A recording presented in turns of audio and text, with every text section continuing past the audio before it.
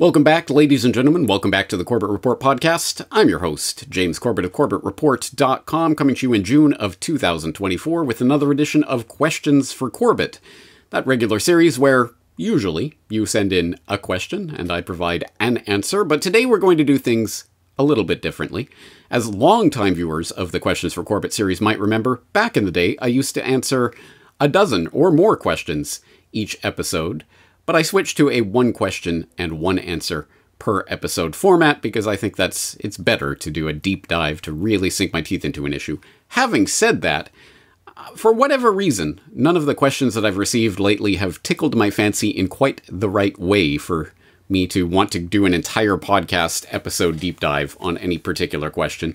That's no slight against the questions I'm receiving, it's just sometimes I feel like I have something to really dig into, and other times I don't, and this is one of those times. But I still want to do Questions for Corbett, and I still want to answer your questions, so let's return to the classic format just for this one episode. I'm going to try to answer a bunch of questions, and let's see how it goes. We'll start with an email that I received from Scott, who writes, I was just wondering when/if there was still going to be a follow-up to the World War I conspiracy documentary. Truly intriguing stuff. Thank you for that, Scott. Yes, to answer your question, if, ? Yes. When, ? I'll just say stay tuned. That is all I will say for now. All right, and Scott continues, as you have mentioned earlier, the dates for wars are different depending on which country you reside in. Period. That being said, do you consider that World War III may well have started back in 2014 from Ukraine's point of view? Thank you for the question, Scott. To clarify, I don't believe I have said that the dates for wars are different depending on which country you reside in. Or at any rate, that isn't what I intended to say exactly. I have talked a few times now about the idea of starting the clock on any given conflict, and where you start the clock will greatly influence, perhaps even determine what you think about that conflict and how you think about it. So I've talked about that in reference to the Ukraine-Russia conflict, in Israel-Palestine, and the Rwandan genocide most recently. So I think there is a difference there. But to answer your question, I certainly have said that World War III, in the fifth-generation warfare sense, the reference there is to your guide to fifth-generation warfare at CorbettReport.com/5thgen, if you haven't checked it out yet. That form of World War III, the war of every nation against its own citizens in the bio war and the info war and the economic war, etc., that is already underway. But to answer the spirit of your question, the actual hot, kinetic military conflict in the sense that we think of World War I and World War II, that World War III has not yet started, but it is coming into view. And I have talked about that before, so I'll provide some references to that. In fact, if you're interested in some references, let's go to the next email, this one from Mick, or is it Mike? I don't know how to pronounce those three letters. Really curious to know your opinion about the, brackets, inevitable World War III. Teams, duration, and results. Well, you're in luck, Mick or Mike, because not only will I have more to say about that in the future, I have already said quite a bit about that subject. So, as always, the search bar is your friend, so let's go to CorbettReport.com, and we will type in the magic word here is WWIII, not WW numeral 3. Who writes it like that? No, the world wars are WWI, WWII, and WWIII. That's the way to search it on my site anyway. I have had that feedback before. I can't find the World War I conspiracy theory anywhere. Well, actually, I will show you a few different ways that you can access that at the end, towards the end of this episode, so stay tuned for that. But, yes, for the purposes of searching on my site, please use the I, the Roman numeral I, as your search friend. So, in this case, WWIII. And when we type that into the search bar and we click search, we're going to get a list of things that I have done on this in the past.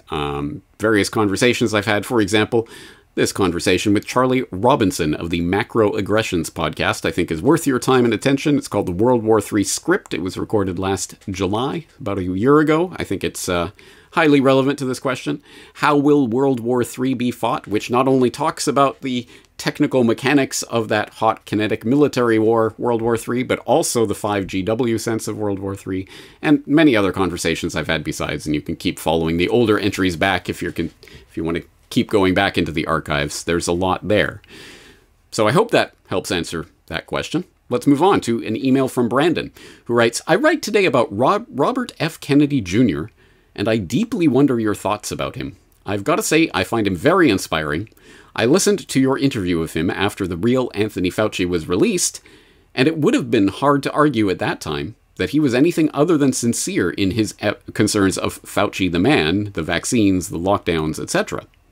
Now that he is well into his presidential campaign, and the more I listen to alternative media, such as the Corbett Report, America Unplugged, I Protest with Donald Jeffries, etc., I can't help but wonder, am I being duped? All right, thank you for the question, Brandon. Let me reiterate, not for the first time, probably not for the last, I am a Canadian living in Japan and an anarchist. So I cannot for the life of me help but wonder why people are so interested in my take on the American selection sideshow circus. There are many reasons for me not to, either not to have an opinion or for you not to care about that opinion. But anyway, all right, let me put on record the one and only thing I will say about this distraction sideshow circus. Are you being duped? Sure. By RFK Jr., as well as every other candidate, every other person who presumes to be able to come in and run the country and all of that other nonsense that we know to be demonstrable nonsense because political power is not vested in the Oval Office. It is wielded from behind the scenes by the structure of the deep state, which is part of the much broader structure, which to a certain extent is everything I've been talking about for 17 years, and the resident of the Oval Office matters not one whit with regard to that, even if government really existed, even if there was it wasn't simply a superstition that people tend to believe in, a mass hallucination, as it were. But anyway, having said all of that, yes, I mean, as one example of that, one way of illustrating that, why don't you go ask the major candidates in this race what they think about, oh, say, Israel and America's support for Israel. Let's see how much of a difference your vote is going to make on November whatever it is. In fact, let me use this as an opportunity to highlight Derek Brose getting the chance to actually put that question to RFK Jr. about his support for Israel. It was a very interesting moment. So I'll throw that in the show notes if you haven't seen that yet. But yeah, you're being duped. And not just by RFK Jr., by every single participant in this distractionary sideshow circus that will determine nothing. And that is the only thing I have to say about this stupid event that means nothing, that decides nothing. This is the least important selection of your lifetime. But hey, I'm a Canadian in Japan and an anarchist. What do I know? All right. Let's move on to an email from Dewin. Dewin? Maybe it's Germanic. Devin. I don't know. I am concerned about news I've seen concerning nationwide protests against Israel here in the States. One example by Zero Hedge, and then he links to an article on Zero Hedge. Are pro-Palestinian protests being hijacked by Marxists to destroy capitalism, freedom, and democracy? An intriguing leading question in that headline. And Dewin goes on to say, these various articles suggest that these protests are being funded by Soros organizations and have plants similar to the Antifa and BLM protests back in 2020. Is there truth to this? And if so, to what end? I saw another piece that claims they are specifically targeting high trade areas to affect the economy. Is this merely a destabilization tactic, or is it deeper? Secondly, if this is true, does this take away from their protests? I know there were a lot of well-meaning people that peacefully protested during BLM that weren't plants and were legitimately there to support their cause. Is this a similar situation? Do I have this all wrong? I don't support anything Israel is doing to Palestine, and it gives me hope to see something that looks like the anti-war protests from the Vietnam era. Am I blindly still supporting the bad guys? I appreciate your answer. All right, thank you for the question, Dewin. This is an important question, and I'm sure you're not the only person that has it. But I would point to your own statement, what you wrote there in your own words. I think that the statement, I don't support anything Israel is doing to Palestine seems to me to be the core of the issue. And whether or not you are right or wrong in that assessment, that sounds like an assessment that is core to what you believe about this issue. And again, I don't know you, but I would assume that thoughtful people in the Corbett Report audience have probably put thought into what they believe, what they really know to be true, what they believe to be true, what they know to be right and wrong, and have examined this from various sources and various sides and come to their conclusion about this. And whatever your conclusion is, I'm not here to opine on that. But if you come to the conclusion, I don't support anything Israel is doing to Palestine, then it seems to me that is the crux of the issue. That is what you believe. That is where you stand on this issue. And I would suggest it does not help to pollute that concrete moral stance that you have with the mental gymnastics game of, oh, but wait, what if the they, them, those are trying to make me believe that so that they can get this out of this agenda over here in some other way? So, I better do the mental gymnastics backflip of then believing what I don't actually believe to be true so that then I can stick it to the man, right? Because I understand the mental gymnastics that go on with that type of game, and I can play them as well as anyone, but I also know that that is the never-ending funhouse hall of mirrors. Because you could then play the double backflip. Because, oh, but what if the Soroses and the they, them, those are trying to make you believe that what they are doing is funding, they're broadcasting, they're funding these protests so that you will then start supporting Israel, even though you don't actually support Israel. And maybe that's their intention all along. Haha. But wait, what if no? They know that you're going to know that they're broadcasting their intent, so that you're going to not support Israel in the way that you... Again, as I say, you could play that game forever. There is no end to the mental gymnastics game. I think it's much simpler to know what you believe. Find the bedrock. And maybe that in and of itself is the biggest part of all of this. What is the bedrock? Examine different sources. Interrogate your assumptions. Come to your conclusion. But once you have a conclusion, based on your moral principles, what you know to be right and wrong, that should be the basis from which you act. Now, how do you proceed with that? Do you then start to join these protests? Well, maybe that's a completely different calculus. Okay, well, I know what I believe and I know where I stand. Now, what do I do with that? And again, obviously, that's your conclusion to come to in the way that you want to support or not support or partake in or completely ignore or whatever with regards to the wider protest movement. But the point is that you know where you stand and you know what you believe, because otherwise it's just trying to base it on what you think other people are trying to make you believe and blah, blah, blah. And as I say, that's a game you can never stop playing. So having said all of that, I think, yeah, okay, great. Let's come to examinations of various potential protest movements and where the funding is coming from and all of that. But at the bottom line, at the very end of the day, either you know what you believe on this subject in terms of right and wrong and moral and immoral, or you don't. And if you don't, that's fine. That just means you have more work to do in terms of searching for sources and finding information and coming to that conclusion. Anyway, that's generally what I would say about that. Your duty is to know where you stand on issues of genocide and war crimes, etc. Not to think about what other people are doing with regards to that. And let's, as you say, let's put it in the context of, say, the Vietnam-era anti-war protests. You know, those dumb, dirty hippies, those lefty, commie people are the ones protesting against the Vietnam War. Therefore, the Vietnam War must be good. Yay, Nixon! Is that really is that what we should conclude from that? It doesn't seem right, does it? So anyway,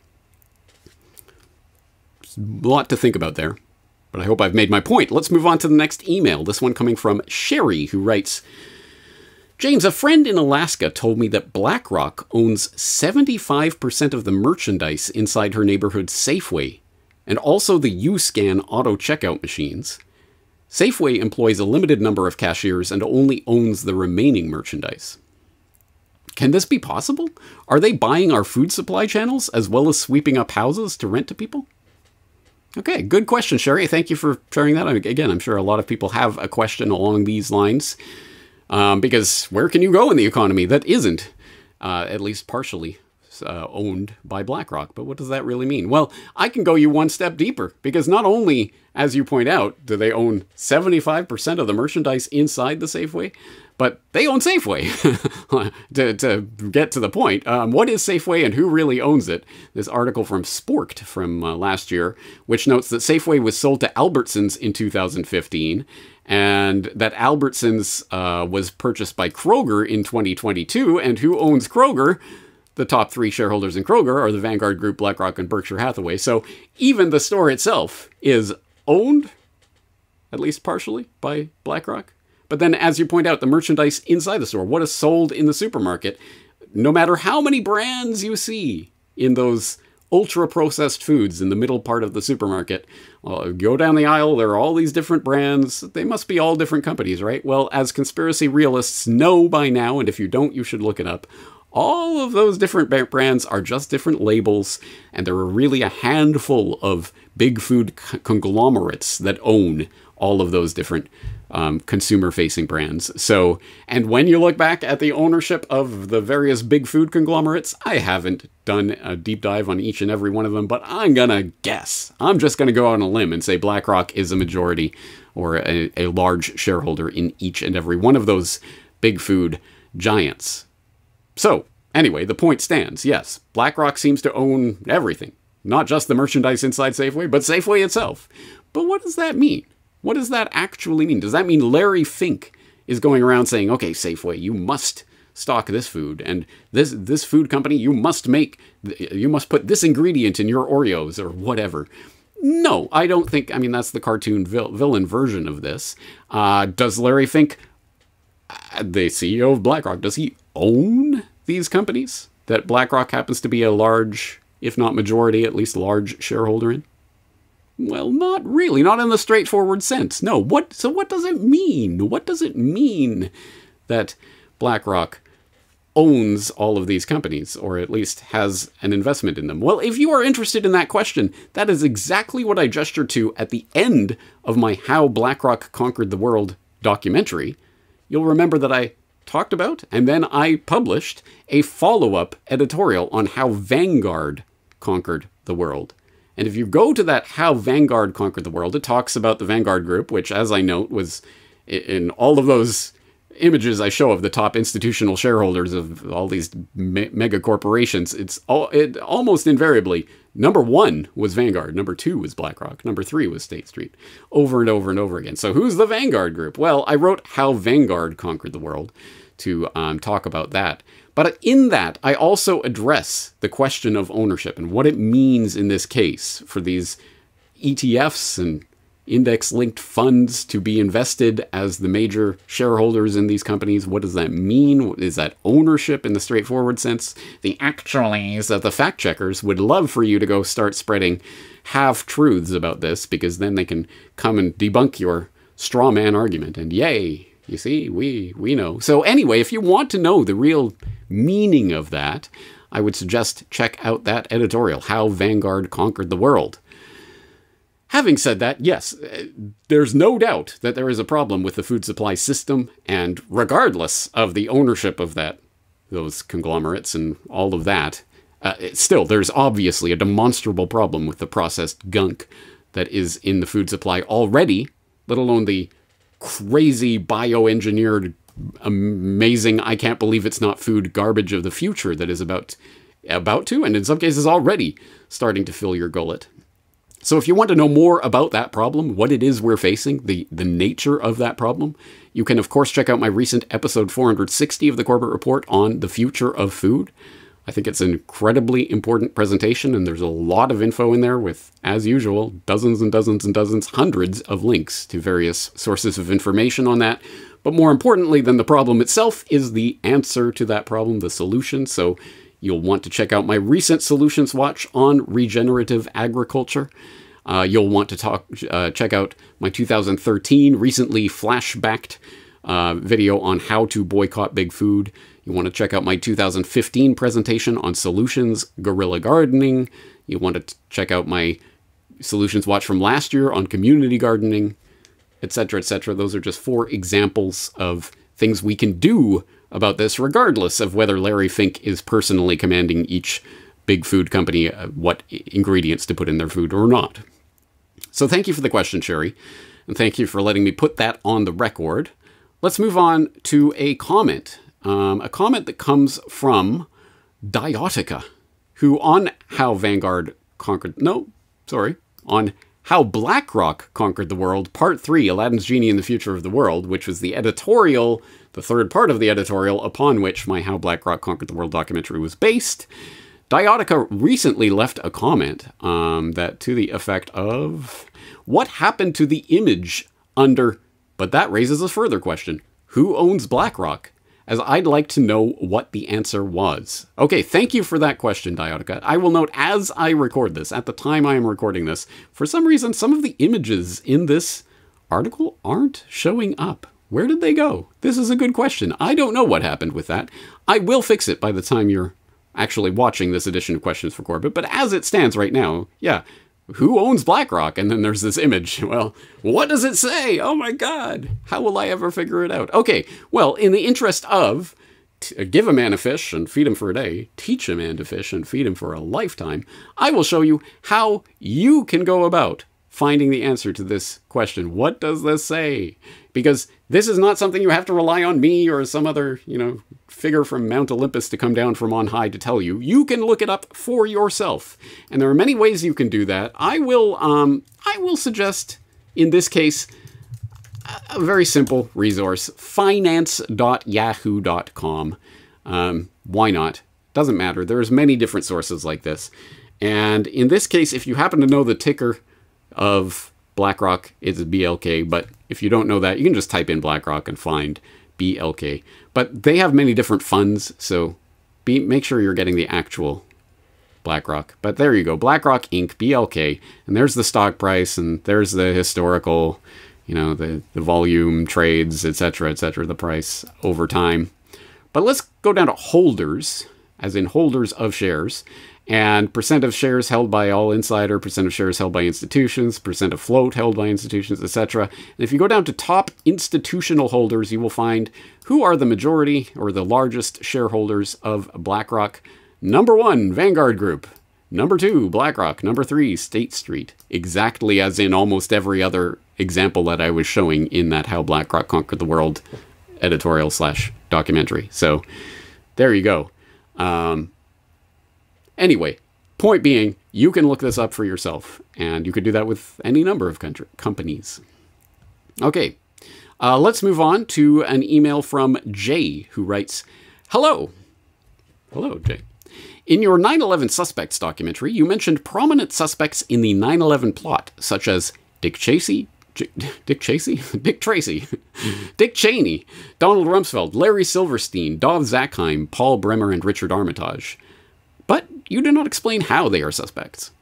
Do you have any videos that discuss the roles these people may have played in the 9/11 plot, especially Paul Bremer and Richard Armitage? Yes. Yes, I do. So if you go way back in the archives, I did a series of videos way back in the day, and I can't even remember what they were called. Something along the lines of what happened on 9/11. And I did one specifically on Dick Cheney, going through where he was and all of that. And I did one on Donald Rumsfeld. So that is somewhere back in the archives, but that was way, way, way, way back in the day.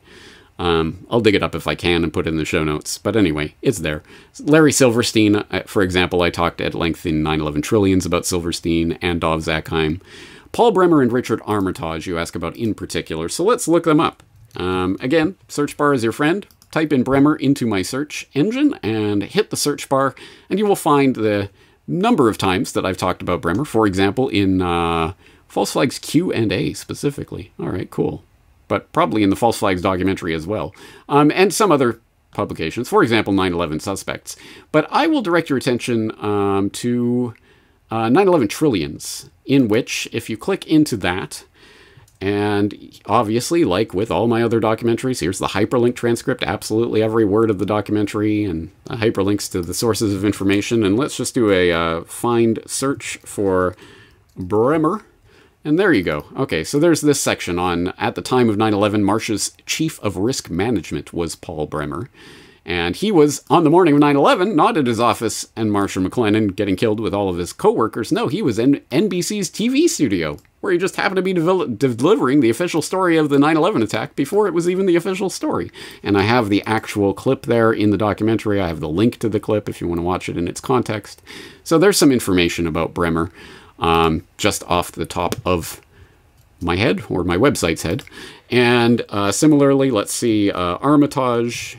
I don't have a lot on Richard Armitage, but I have mentioned him, as you say, in the 9/11 Suspects documentary and some other places besides. But I will direct your attention way back to a 2013 podcast I did on who was really behind the 9/11 attacks. And again, if you do a search for Armitage, you'll see I linked up a series of articles on Richard Armitage talking about his connections. And there's the time reference into this podcast, so if you're listening to the podcast itself, you can listen in at 34-minute mark or thereabouts for the context of this series of articles, and there's the link. Anyway, those are some places you can start with regards to those figures. Let's move on to email from Roy, who writes, "Sorry to bother you, but I've been debating with a niece of mine over whether NPR sucks or not. With me saying it does, and her saying it's better than alt media sources because it has a larger international staff." I said so does Reuters, in spades, and I hope she doesn't think they're reliable, but maybe she does. "Looking for evidence that NPR sucks, which I know is not lacking, I tried the search function on your site and was impressed by it." Oh, good. Anyway, I searched on NPR and went back without finding anything specifically about it to September 2020, when I got caught up by the 9/11 Suspects, which I never watched, but I'm doing so now. Awesome.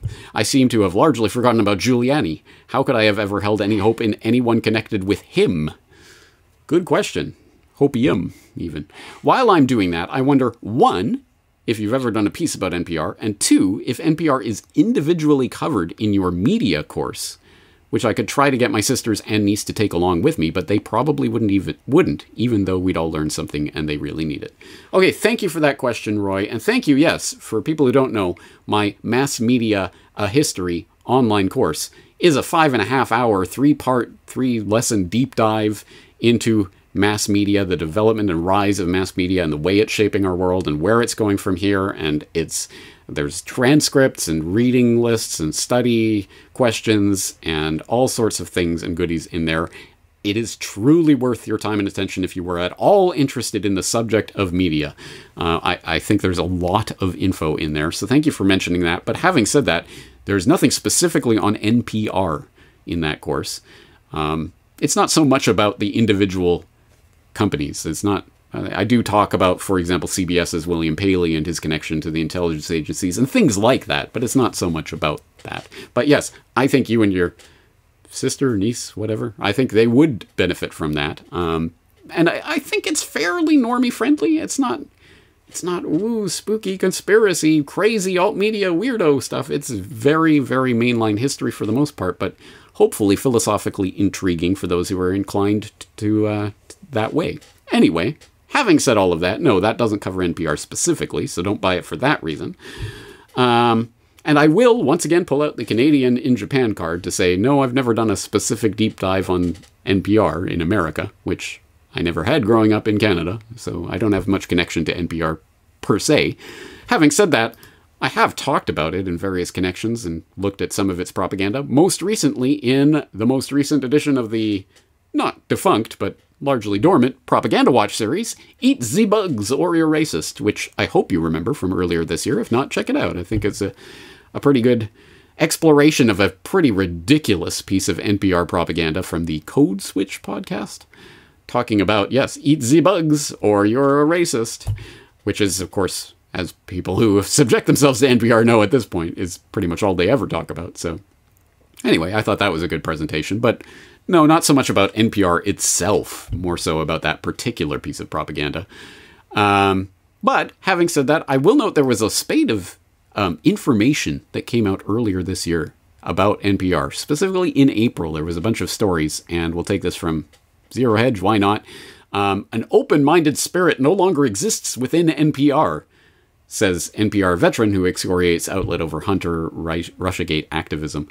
So that was Yuri Berliner, a longtime 25-year NPR veteran who came out earlier this year to criticize the organization, talk about its partisan hackery, and guess what? The inevitable follow-up to that was, punished NPR journalist resigns after calling out partisan train wreck. Yes, that's right. So shortly after that was published, he was getting sidelined within NPR and ultimately ended up throwing in the towel. So there you go. No surprise there, perhaps. But then we heard this. New NPR CEO gave TED Talk asserting truth is a distraction. Sounds about right. Truth is just getting in the way of getting things done. Indeed. Well, comforting lies. All right. So anyway, there's that information that came out. And then there's this op-ed piece, NPR scandal should kill taxpayer-funded broadcasting, that goes into some degree of detail about the NPR scandal in particular, how it's funded, why it shouldn't be funded, etc. So there's a lot of information out there. I haven't done the NPR deep dive in particular. As I say, as a Canadian in Japan, I don't know if this is really something I want to devote myself to. I could. Maybe I will. But actually, now that you mention it, now that you bring it up, I think a deep dive would be in order into CBC. That is something that I think I could sink my teeth into. In the meantime, if you want something along those lines, you might want to flash back to my 2013 podcast on the BBC Exposed, where I talked about the Big Brother Corporation, I mean the British Broadcasting Corporation. So anyway, sorry, I don't have anything specifically on NPR at this point. Email from Arthur, who writes, I have a running argument with a former colleague who disagrees with anything challenging mainstream norms. I mentioned to her that conspiracy theory, the conspiracy theory term, was originated by the CIA to ridicule those who dissented the official lone nut job gunman. I don't know how to say that all of a sudden. Can I speak English? Lone nut job gunman, as to how JFK died. I tried searching your site for that assertion, but can't find it. She considers herself a scholar, sticks to the books type person. I would love to provide evidence that this was so. Can you give the links to that information?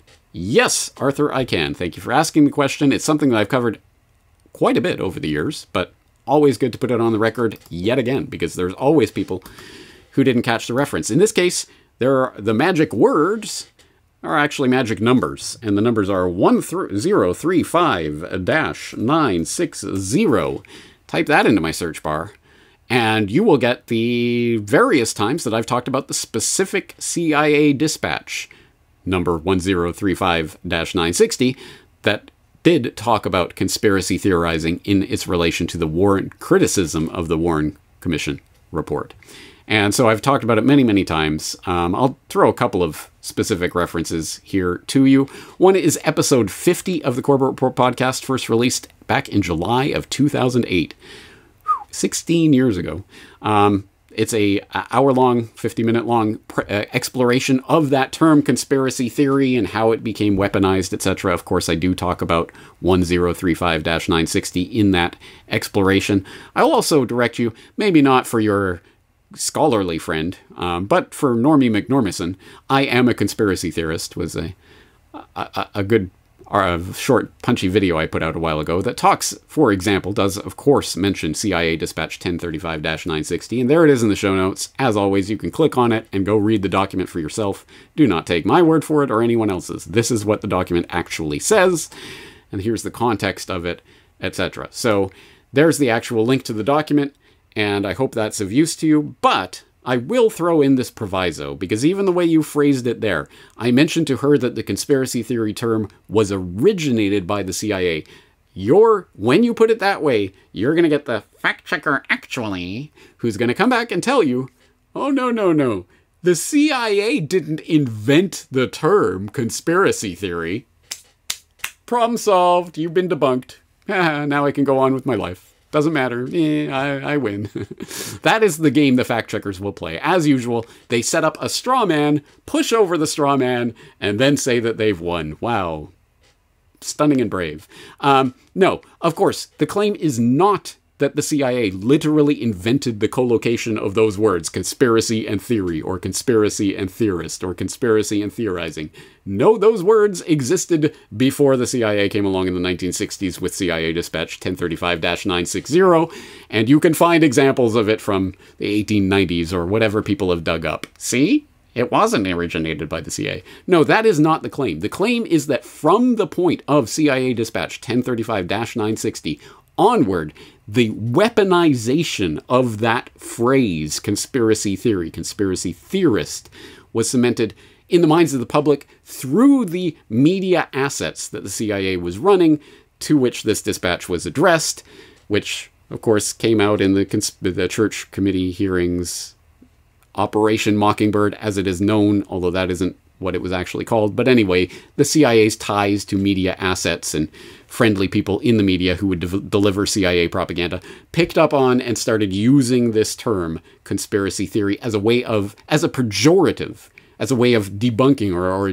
sidelining, mocking any criticism of any official government explanation. This is where that practice became cemented in the minds of the public, because as I've pointed out many, many times before, conspiracy theory, conspiracy theorist, conspiracy theorizing is a neutral term. It has a straight denotative meaning of, well, I mean, for example, a police detective is a conspiracy theorist by nature, theorizing about a conspiracy that may or may not have taken place with regards to a specific crime. It's not a bad thing, but it has become an object of ridicule in the minds of the public because of this CIA memo that fed this idea, this term, which was then picked up on and used in the media, which then filtered down to the public, the brainwashed, propagandized public. That is the method of transmission of this as an idea.